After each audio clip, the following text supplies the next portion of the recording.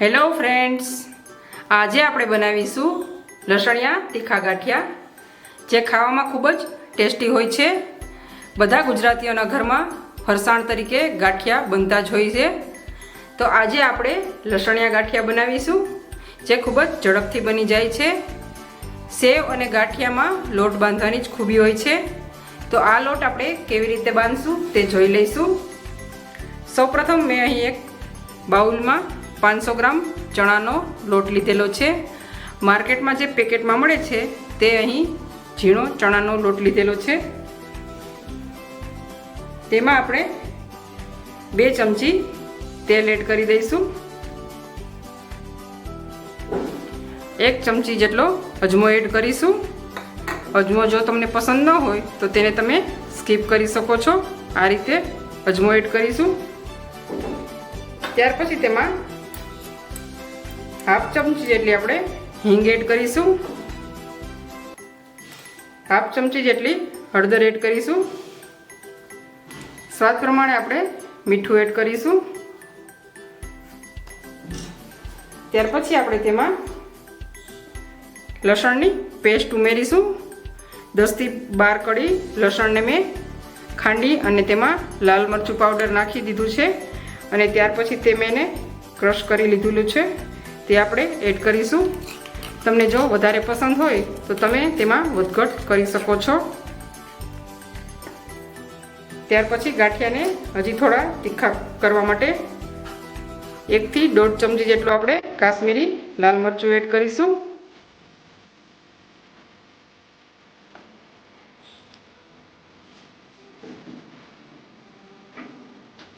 ત્યાર પછી તેમાં આપણે ગાંઠિયાના સોડા ઉમેરીશું. અહીં મેં 1 ચમચીથી થોડા ઓછા ગાંઠિયાના સોડા લીધેલા છે. તેમાં આપણે 1 થી 2 ચમચી પાણી એડ કરી આ રીતે આપણે ગાંઠિયાના સોડા એડ કરીશું. જો તમારી પાસે ગાંઠિયાના સોડા ન હોય તો તમે જે આપણે ભજીયામાં સોડા આવે છે તે પણ સોફ્ટ બનાવવા માટે એડ કરી શકો છો. આપણે આ બધું સરખી રીતે એકદમ મિક્સ કરી લઈશું અને આપણે લોટ બાંધી લઈશું. આ લોટ વધારે કઠણ પણ નહીં અને ઢીલો પણ નહીં, એવો લોટ બાંધીશું. આ ગાંઠિયા ખાવામાં ખૂબ જ ટેસ્ટી લાગે છે. તો તમે પણ આ તહેવારોમાં એક વખત જરૂરથી ટ્રાય કરશો. આપણે થોડું થોડું પાણી એડ કરતા જઈશું.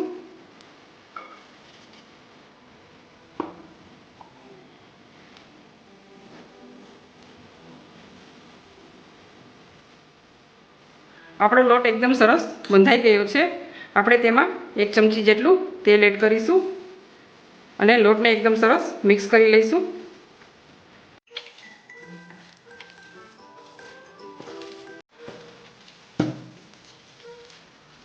આપણે થોડીક વાર લોટને મસળી લઈશું, જેથી આપણો લોટ એકદમ સરસ સ્મૂથ બની જાય.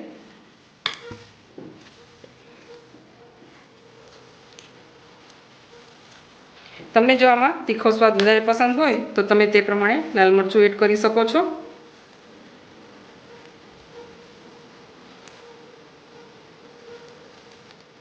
મેં અહીં સેવ ગાંઠિયા પડવાનો સંચો લીધેલો છે, તમે જોઈ શકો છો. આપણે તેને ઓઇલથી ગ્રીસ કરી લઈશું, જેથી આપણો લોટ તેમાં ચોટે નહીં અને ગાંઠિયા એકદમ સરસ આસાનીથી પડી જાય.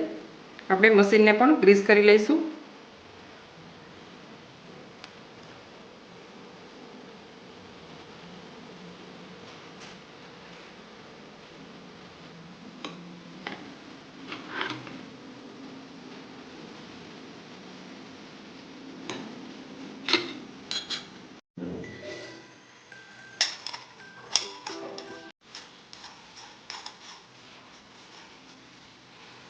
હવે આપણે તેમાં લોટ એડ કરી દઈશું.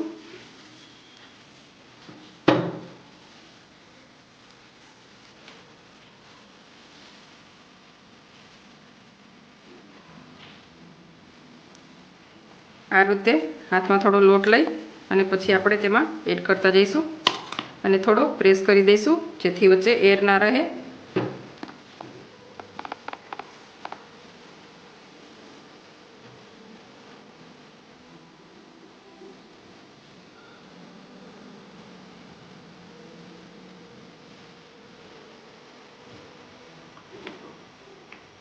આપણે અહીં પણ ઓઇલથી ગ્રીસ કરી લઈશું.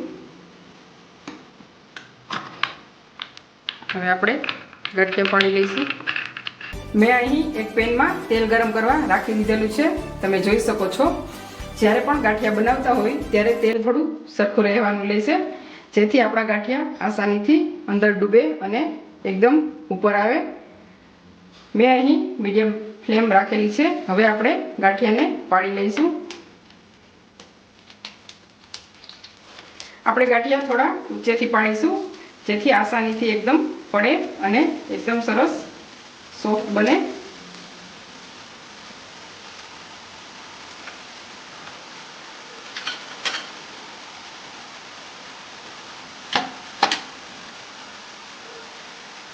આપણે ગેસની ફ્લેમ વધારે મીડિયમ પણ નહીં અને ઓછી પણ નહીં, એ રીતે રાખીશું. આપણે હવે તેની સાઈડ ચેન્જ કરી લઈશું. તમે જોઈ શકો છો આપણા ગાંઠિયા કેટલા સરસ ફૂલી ગયા છે. તમને જો અમારી રેસીપી પસંદ પડે તો તેને તમે લાઈક, શેર અને સબસ્ક્રાઈબ કરવાનું ન ભૂલશો.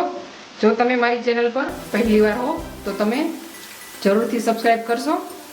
અને આની પહેલાં મેં ચંપાકલી ગાંઠિયા અને આલુ સેવની પણ રેસીપી ચેનલ પર આપેલી છે, તે તમે જોઈ શકો છો. તેની લિંક હું ડિસ્ક્રિપ્શન બોક્સમાં આપી દઈશ.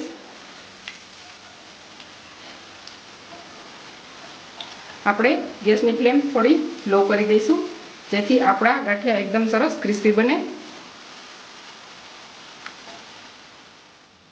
આપણા ગાંઠિયા તળાઈને તૈયાર થઈ ગયા છે. તમે જોઈ શકો છો. આપણે તેને એક પ્લેટમાં કાઢી લઈશું.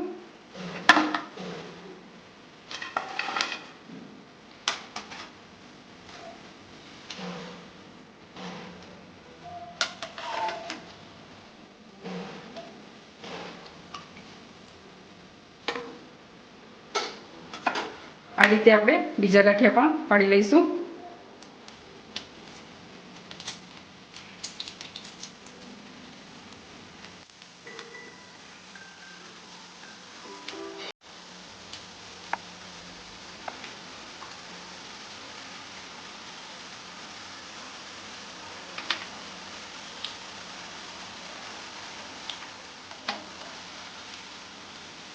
તમે જોઈ શકો છો આપણો બીજો ઘાણ પણ તૈયાર થઈ ગયો છે. આપણે તેને ચેન્જ કરી દઈશું.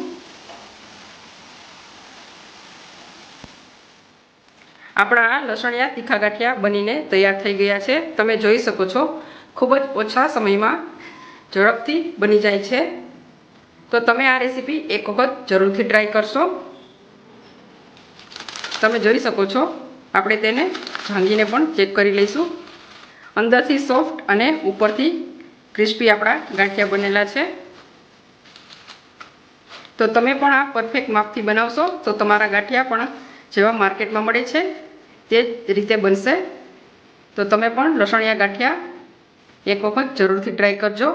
અને મારી ચેનલને જો તમે સબસ્ક્રાઈબ ન કરી હોય તો એક વખત જરૂરથી કરશો. તો તૈયાર છે આપણા તીખા લસણિયા ગાંઠિયા.